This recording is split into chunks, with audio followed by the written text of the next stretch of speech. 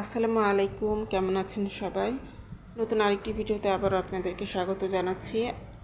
আজকে আমি সকালে নাস্তা থেকে ভিডিওটা শুরু করেছি। আর আজকে সকালে নাস্তায় তৈরি করেছি আমি রুটি ডিম পোস্ট, সেই সাথে গতকালকে সবজি আছে সেটাও গরম করে নিয়েছি। আজকে ওয়েদারটা বেশ ভালো, আজকে বৃষ্টি নেই। আজকের আকাশে মেঘ আছে কিন্তু বৃষ্টি নেই, অনেকটা ছায়া ছায়া মতো ওয়েদার।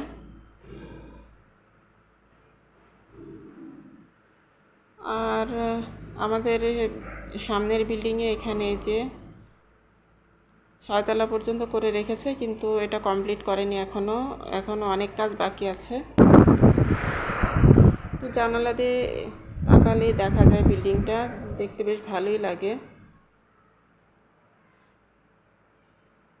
তো আজকে দুপুরবেলা আমি রান্না করব হচ্ছে চিকেন বিরিয়ানির সাথে এখানে আমার ফ্রোজেন কিছু ভেজিটেবল ছিল, তো সেগুলো আমি নামিয়ে নিয়েছি, নিয়ে তারপরে একটা ভেজিটেবল করে নেব। তো প্রিয় আপু ভাইয়ারা যারা আমার ভিডিওটি দেখা শুরু করেছেন, একটা লাইক দিয়ে দিবেন প্লিজ। আর যদি ভিডিওর মধ্যে নয়েজ আসে তাহলে ক্ষমা সুন্দর দৃষ্টিতে দেখবেন, যেহেতু আমাদের বিল্ডিংয়ের আশেপাশে প্রচুর রাস্তার কাজ, কনস্ট্রাকশনসের কাজ, বিভিন্ন ধরনের কাজ হচ্ছে। তো আপনারা প্লিজ ক্ষমা সুন্দর দৃষ্টিতে দেখবেন। তো আমি এখন সবজিটা বসিয়ে দিয়েছি, আর এখানে বিভিন্ন ধরনের ফ্রোজেন ভেজিটেবল আছে, যেমন গাজর, তারপরে বাঁধাকপি, ব্রকলি, তারপর মটরশুঁটি। তো এগুলো দিয়ে আমি ভেজিটেবলটা করে নিচ্ছি। তো বিরিয়ানির সাথে একটা এ ধরনের সবজি হলে বেশ ভালোই লাগবে খেতে। আর আমার ছেলে আর আমার বড় মেয়ে সবজিটা পছন্দ করে, তো আমি এভাবে করে নিচ্ছি। তো আসলে আজকে আর কোনো রেসিপি দেখাচ্ছি না, আজকে শুধু জাস্ট কিছু কিছু রান্নার ক্লিপ রেখেছি। তো ডিটেলসে কোনো কিছু দেখাচ্ছি না। আর এ ধরনের রান্না তো সবাই জানে, তো এই কারণে এইসব রান্না আসলে ডিটেলসে সেরকম দেখাতে ইচ্ছাও করে না। আর গ্যাসের সমস্যার কথা আর কি বলবো, তো আমাদের গ্যাসের প্রচণ্ড সমস্যা যাচ্ছে। তো এভাবে আসলে চলতে হচ্ছে, কিছুই করার নেই। তো খুবই অল্প গ্যাস আসে, তো সেই গ্যাস দিয়ে মোটামুটি কোনো রকম করে আর কি রান্নাবান্না করছি, অনেকটা সময় নিয়ে তারপরে এভাবে করতে হচ্ছে।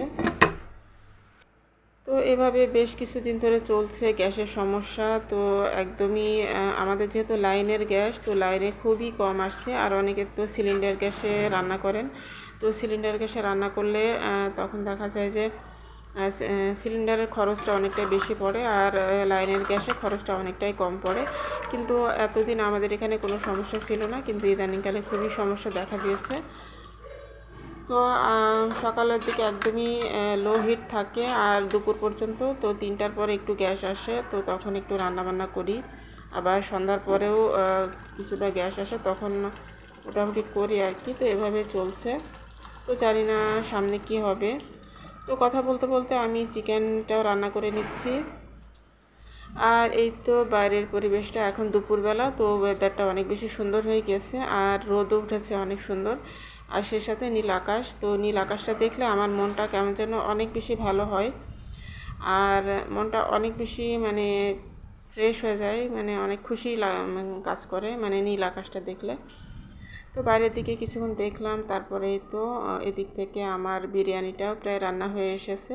তো নামানোর আগ দিয়ে আমি রাঁধুনি যে বিরিয়ানি মশলা সেটা দিয়ে দিচ্ছি উপর থেকে, দিয়ে তারপরে নাড়াচাড়া করে তারপর নামিয়ে ফেলবো। তো বিরিয়ানি আসলে এটা খুবই সহজ একটা রান্না, তো এই কারণে আমি আর তেমন কিছুভাবে দেখাইনি ডিটেলসে।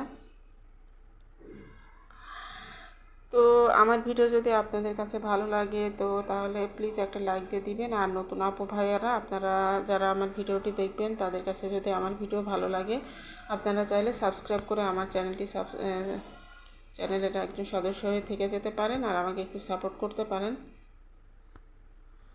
তো এইভাবে নাড়াচাড়া করে আমি উল্টে পাল্টে সব কিছু মিক্স করে দিচ্ছি, দিয়ে তারপরে কিছুক্ষণ দমে রেখে দেবো, দিয়ে তারপরে নামিয়ে ফেলবো। তো আসলে অনেক বেশি জীবনযাত্রা আসলে অনেক বেশি কঠিন হয়ে যাচ্ছে দিন দিন। তো যাই হোক, তারপরও আলহামদুলিল্লাহ মহান আল্লাহ তাআলার কাছে শুকরিয়া আদায় করছি যে মহান আল্লাহ তাআলা আমাদেরকে সুস্থভাবে এখনও দুনিয়াতে বাঁচিয়ে রেখেছেন, সেজন্য আলহামদুলিল্লাহ। তো এখানে আমি দুপুরে টেবিলে খাবার দিয়ে দিয়েছি। তো এখানে আমি শসা সালাদ করে নিয়েছি, তারপরে ডিম ভুনা আছে গতকালকের, আর এখানে পেঁয়াজ কাঁচামরিচ লেবু, আর এখানে হচ্ছে ভেজিটেবলটা, আর এখানে বিরিয়ানি। তো এখন সবাই মিলে খাওয়া দাওয়া করে নিব আমরা। তো আমার হাজব্যান্ডও খেয়ে নিচ্ছেন, আর আমার ছেলেমেয়েরা সবাই খেয়ে নিচ্ছে, আর আমি একটু পরে খাবো, কারণ আমার এখনও কিছু কাজ বাকি আছে। আর এরকমই হয় আসলে, আমি একসাথে খেতে পারি না, কারণ খাবার রেডি হয়ে গেলে টেবিলে দিয়ে দিই, তো সবাই দেখা যায় আগে আগে খেয়ে নেয়, আর পরে আমার কাজকর্ম শেষ করে অনেক কিছুই বাকি থাকে, তো সেগুলো শেষ করে পরবর্তীতে এসে আমি একা একা খাই। তো যাই হোক, আসলে গৃহিণীদের এটাই একটা তো যাই হোক, কিছু করার নেই। তো সবাই মিলে খাওয়া দাওয়া করে নিচ্ছে। তো এই ছিল আজকের মতন আমার ভিডিওতে।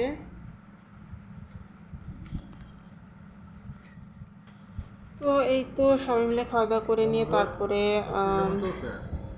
পরবর্তীতে আমিও খাওয়া দাওয়া করে নিব। তো আমার এই ভিডিওটি আপনাদের কাছে কেমন লাগলো আপনারা চাইলে কমেন্টের মাধ্যমে জানাতে পারেন। আর